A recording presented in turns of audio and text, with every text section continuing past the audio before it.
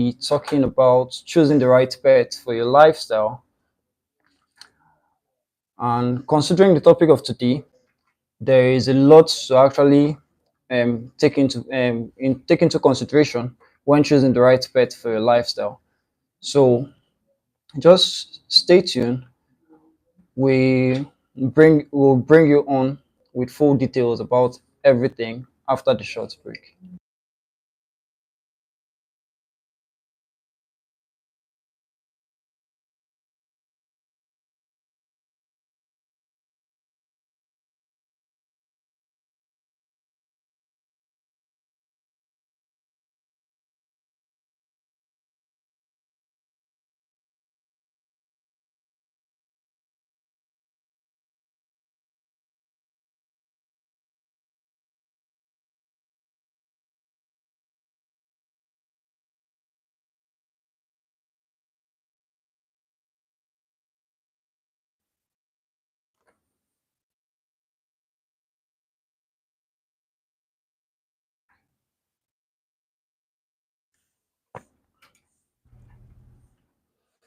Okay, welcome back from that very short break. It's your boy the Vince again. So our topic for today is choosing the right pet for your lifestyle. And in order to choose the right pet for your lifestyle, there are 10 things I think we'll need to take into consideration when before doing that. So I'll just like take a rundown on it. One, one of the things you need to take into consideration is your living situation. Probably you might be living in a home, a family, or you're just staying alone. So you consider all those things, consider the environment you find yourself. And if you're to consider the environment you find yourself, it will help guide you on whatsoever pet you could choose, because there are some dogs that are pets that are actually independent pets, and there are some pets that actually fit into our family. So if you're taking all that into consideration, it will help you know if this dog will actually fit into my lifestyle. Two, you have to do a deep assessment on yourself, on your dog owning abilities. Are you a type that could actually handle a dog? Are you a type that could actually have the patience to actually groom a dog and probably give a dog a bath, or see to it that this dog gets the right walk and mental stimulation the dog needs for its daily activities? So you take all that into consideration. And when you're taking all that into consideration, it will help guide you on the type of pet. Because if you're taking all that into consideration, it will help guide you on the type of pets to um, keep, because there are some pets that are highly energetic and there are some pets that need enough workout, like at least twice daily. Three, considering you should consider actually getting an health insurance for your dog and for yourself as well. Because now, why I said you get an health insurance for your dog and yourself is probably check your emotional situation. Are you mentally stable, or are you emotionally stable to actually handle owning a dog or a pet? Because your dog could actually pick this particular set of emotions weighing down on you. So if you take a deep assessment on yourself, it will help you know the kind of pets to actually, because all these things, if you're factoring all these things into consideration, it will help guide you on the type of pets to actually keep. So you do a deep assessment on yourself. Then four, consider your community infrastructure for owning a pet. When I mean consider your community infrastructure for owning a pet, that is, you consider if there are vets around you, or if there are veterinarians around you, or if there are dog clubs around you, or if there's a social place you could actually take a dog to for a walk, or if the community you find yourself encourages people to actually own pets. Because if all these things, because you don't want a situation where you have an emergency one day, and because of the environment you find yourself, you can't get help for your pet, and you just end up losing your pet. Because owning a dog is demanding, and owning absolutely any pet is actually demanding, because one, it demands your time, demands resources, and it demands all your attention, because at some point you cut down on your social life just to fit into what your pets need. just to fit into what your pets need. Then, number five, consider a daily schedule. Are you a type that works, let's say, the least 12 hours, or are you a type that works the least 8 hours? Will your time permit you to actually keep up with the exercise routine, or see to it that you could give the dog the right attention, or will your dog miss out on quality time when you are away? Because if your dog is in a family setup, because some dogs tend to flourish well in family setup, if your dog is in a family setup, at least your dog could get that attention when you are away.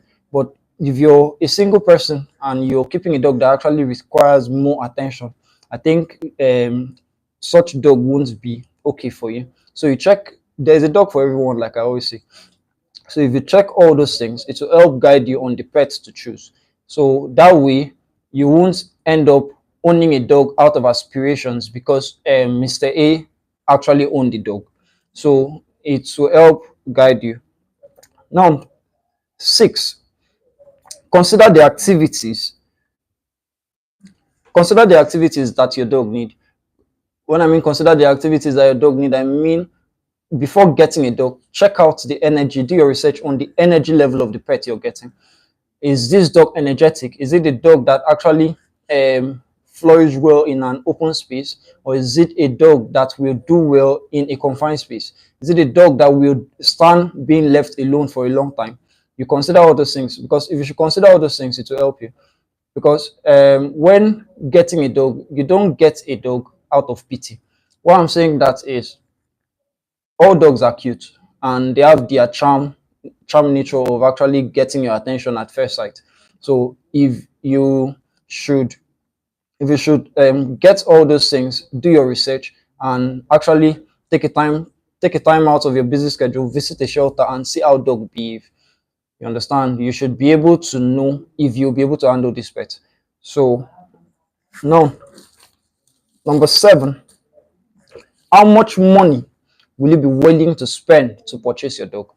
So now, after considering all the factors, all these other factors, you consider how much will you be willing to spend to purchase the dog. Mind you, what you're spending to purchase the dog, you will end up spending times four or even more than just to maintain that dog. So are you financially stable to keep a dog? If you're not financially stable, then you could consider adopting a dog. That way it will be less expensive, and the money now you would have considered into purchasing that dog, factored into purchasing the dog, you could now use it to maintain the dog. You consider all those things. Now, number eight, you consider the breed history, both past and present. When I mean you consider the breed history, both past and present, I mean you, what's it called? Do your research, check out, is the dog you're getting, is it a walking line, is it a show line, or is it a hunting dog, or is it a racing dog? They consider all these things, because we have dogs for sports, we have dogs, emotional support dogs, and we have what's it called, we have dogs that work in the canine sections, and we have dogs for different things, just you name it. We have dogs for literally everything that we go need a pet for. We have dogs on messenger duty and all that. So you consider all that. Is the dog you're getting, is it from a walking show line, or is it what's it called? Is it a sports dog? Is it a racing dog? Is it a hunting dog? You consider all those things. So if you're getting a hunting dog, or if you're getting a guard dog, you know this dog, you don't, because I had a talk with one of my clients a few days ago, Honorable Mrs. Olori. So our talk was, I appreciated her because she's actually doing a very good job for her pet. She's actually someone that invests a lot in seeing to it that the pet gets the right attention and the right care the dog need. So I appreciate her for doing that. Now, we had the talk, and she kind of mentioned a neighbor that keeps a dog. Because now I told her one thing. Now this is it. Most people keep a dog as the main reason why most people keep a dog is for security. But in the course of keeping this dog for security, first, if you're keeping this dog for security and You see the dog as family first before seeing the dog as a security. The care and attention you give that dog will be different from someone that sees the dog as a security. Because if you see the dog as just a security, you'll be treating it as a mere security, and you won't even notice when the dog is down in health. And your dog could be infested with ticks. You won't even notice because the dog is security first, not family. Because one thing we fail to understand as in as much as they are part of our family, we are also part of their family. You understand? So we are part of their pack. So they see the need to like lay down their life for us and be there for us emotionally. They feel our pain.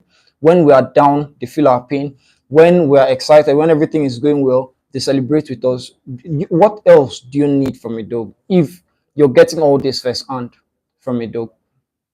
So that's just that. Most people just pay less attention. If you should just take a time out, check some people this thing pet green book, that's the dog vaccine cards, you understand, just check out their cards and you'll be surprised how many years back since the dog received a vaccine, or how many years back since the dog received the current shot of the anti-rabies, which is terrible, and that dog is still there, it's still serving, it's still working, it's still appreciating, it's still living on that old glory that there was a time when they used to take care of me and all that, because the dog won't complain. It will still be doing it with the belief that one day at least you could look my direction. Meanwhile, it's not supposed to be so if you consider the dog family first. Because if you consider the dog family first, you'll feel their pain as much as they feel ours. You understand? So now, nine, you consider the breed that you're getting your dog from. When I mean you consider the breed that you're getting the dog from, that is, you consider if the breeder breeds walking dogs or sports dogs or racing dogs or guard dogs, and you consider the his own breeding format. If you raise them inside the house, or if you raise them in a kennel, if you raise them in an open space, that's more like a freelancing system where they are allowed to like um engage themselves in different activities, not as if they are out of control. You understand? But they are allowed that free yard to actually burn out that energy they need. Now, you consider all those things. When you consider all those things, then you could get first-hand information about a breeder and check all these things, factor all these things, and make sure you're getting a good dog. Because if you should get a pure breed, that's when you enjoy the breed. If you get a pure breed, that's when you enjoy the breed. Then one, that's number 10. Number 10, you consider feeding your dog a raw diet. When I mean consider feeding your dog a raw diet is if you're feeding your dog a raw diet that is balanced, it's okay.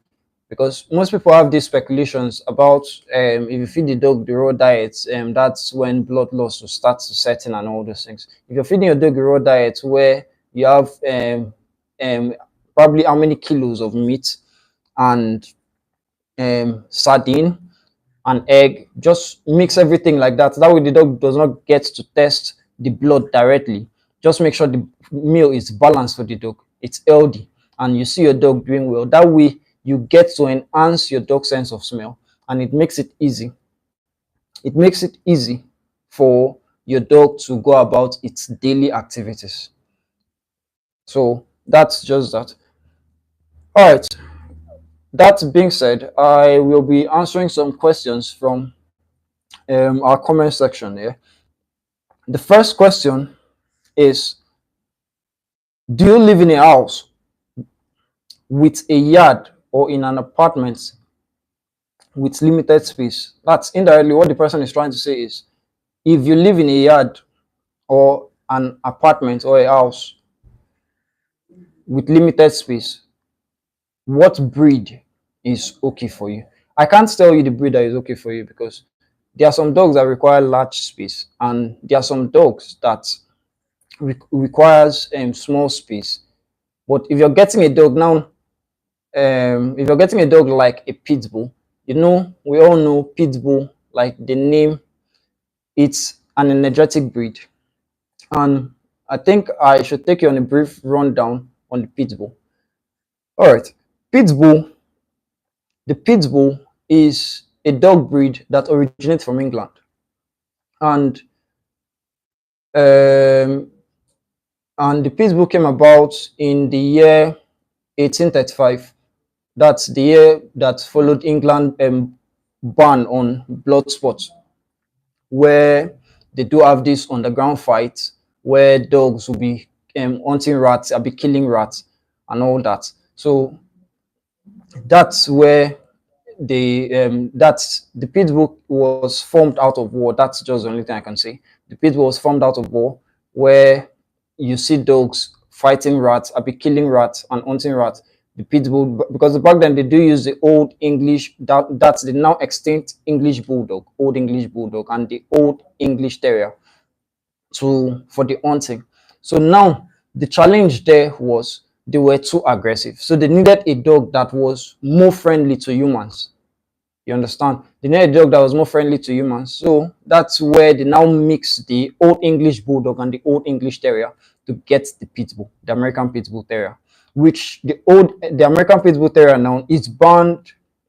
It's not recognized in the American Kennel Club. That's AKC, but it's recognized in the UK Kennel Club. It's recognized there, and for the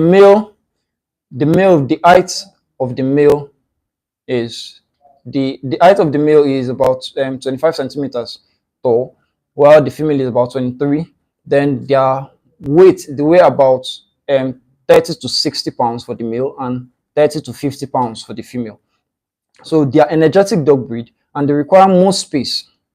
They require more space. And if you're living in a small space, probably you could get a treadmill. If you get a treadmill, all you need to do is keep up with the daily workouts and daily exercise the dog need. Because if you keep up with the daily exercise the dog need, you should be able to, because if you should walk your dog out to the point where the dog is actually tired, that's where you know you're actually doing, because a tired dog can't cause serious damage to your couch. A tired dog can't cause serious damage to the kennel where it's staying.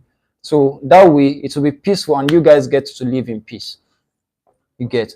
Then how much time can you dedicate in exercising your dog per day? Okay. In my own opinion, the best time to walk a dog is in the morning and in the evening where it's less sunny. So in the morning and in the evening where it's less sunny, because the least hour you should probably give in to workout for your dog is probably an hour, at least 1 hour. If you could spare the least 1 hour walk or 45 minutes, it's okay. 45 minutes in the morning or 1 hour in the morning and 1 hour in the evening, it's okay. So that's it. As long as you get to keep up a day, that's a daily thing. Okay, how much time do you dedicate? Okay, I've treated that. Are you looking for a pet that is low maintenance or one that requires more attention and care? Okay, are you the type that is looking for a pet that requires low maintenance and care? I think the best pet for you that requires a low maintenance and care should be the American Lhasas and the American Eskimos, because those are parlor dogs. And the only difference there is probably the grooming, because the grooming is actually something you could handle yourself. And that's just, since they are pet dogs, they don't consume much. Understand? And now, okay, all right. So, do you have any allergies to consider when using a pet? Okay, if you're a type that most people are allergic to furs, dog furs. So, if you're a type that have allergy issues, the right pet for you to consider is probably get the poodle, because the poodle, when I mean the poodle, they have this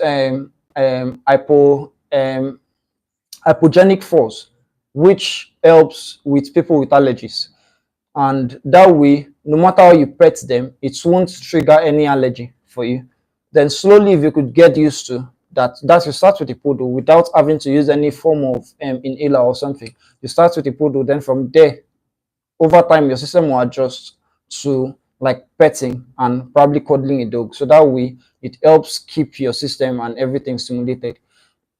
All right, then, all right, guys, I will call someone that will be joining me on the show to probably answer one or two questions.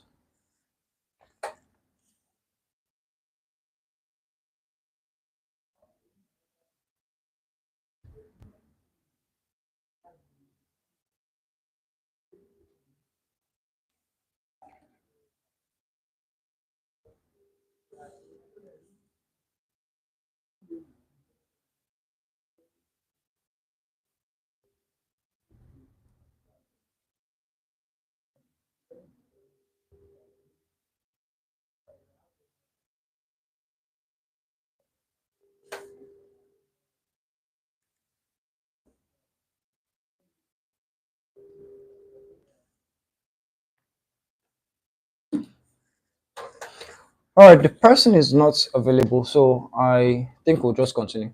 So this is it. The next question here is owning a pet. Okay, owning a pet is a long-term commitment. Yes, that's right, including potential lifespan and financial responsibilities. Yes, it's a long-term commitment before you decide to keep a pet, because this is a dog, this is a pet that could stay, live up to like 15 years. So if you're considering owning a pet, you shouldn't just like consider owning a pet for now. You get, so you consider the duration that pet could live, and are you financially stable to actually cover for it down to that point. Now, there is another thing. There's another thing um, we do face in the society now. We face issues like people finding it difficult to control their dogs. Now, if you're a type that find it difficult to control your dog and you are not always available, definitely, because there was one particular question that came up from Honorable Olori himself, because the question was, what what could be the cause that a German Shepherd, which I'll let you guys decide that, can a German Shepherd attack its owner for no reason? Now, this is it. My take on that is a German Shepherd can't do that for no reason. Probably the first question you should ask the owner is, how close are you with the dog? Now, if you're close with your dog, at least if you're close with the pet, because most people buy the pet and leave it for their security to actually care for them, and peradventure now, okay, you get rid of that security, the responsibility for that pet now falls back to you. And now situation where this dog have like lived up to like 2 3 years without any attention coming from you, definitely you're just any random guy to that dog. Because situation where the dog now could be like demanding that attention, and definitely is not used to getting it from you, and all of a sudden, okay, you just like decided to like go about setting dominance on the dog, definitely the dog will turn on you, because one, just to show you that this is something you were supposed to do right from the one. You understand? There are no bad dogs, but we have bad people handling dog in a manner at which they are not supposed to handle. So that's just the thing. That's just the society we find ourselves. So because he said, one of his friends traveled and came back. That when he came back, his dog beat him. He beat him. Then he had to put the dog down. So there are no bad dogs, like I said. So probably he wasn't close with the dog, and he didn't treat the dog as part of the family. The dog wasn't part of the family. Probably the dog was just there for security and for their own personal protection. So if the dog was just there for their own security and their own personal protection, then definitely there are certain things that that dog will be missing out, because indirectly the dog got used to being alone when it's supposed to get used to being close to the family. So you got used to being alone. So all of a sudden you just want to impose yourself on the dog. You don't go about it that way. The right thing to do is probably get the dog socialized again, introduce the dog to new places. So that way now it's now easy to actually build trust again with that dog. Because if you're handling an aggressive situation, the best thing to do is probably get the dog socialized, get the dog to see new things. That way, it helps stimulate the mind of the dog for different possibilities and all that. So you don't just wake up and start imposing things on a dog. It doesn't work that way. Dogs are pack animals, yes. So the moment you're not leading that dog and that dog assumes that leading position, that's where it will be terrible for you as a owner, because definitely your dog can turn on you. And if the dog say I want to do this, that's what definitely the dog is going to do. Okay. Okay. The next question here I'm saying here is,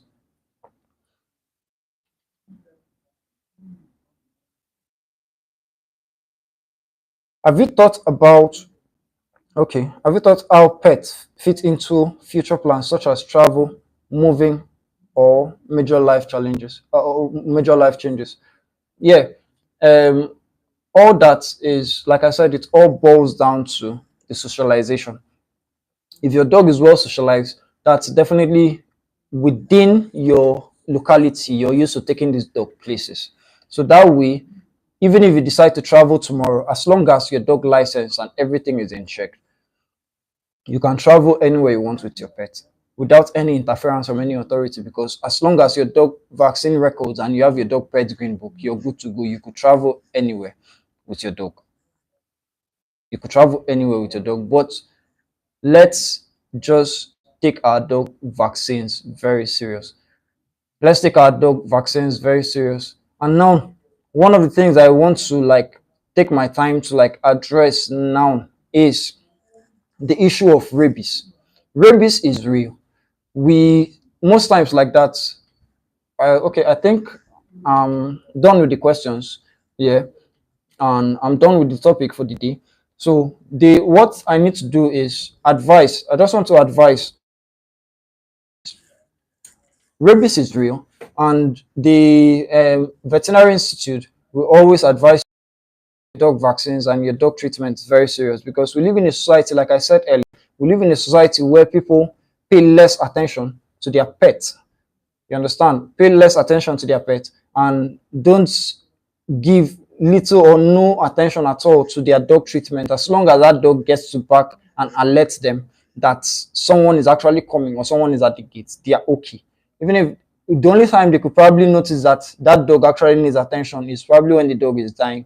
That's when they will notice. Meanwhile, it's not supposed to be so. It's not supposed to be. It's not supposed to be so. Excuse me. It's not supposed to be so. So rabies is something you get to renew every year. All dogs have rabies. All. All dogs have rabies. The rabies form for a dog tend to surface, it grows. So if your dog should stay without rabies, anti-rabies, for a year, that's the rabies now had grown in the system. You understand? So now all dogs have rabies.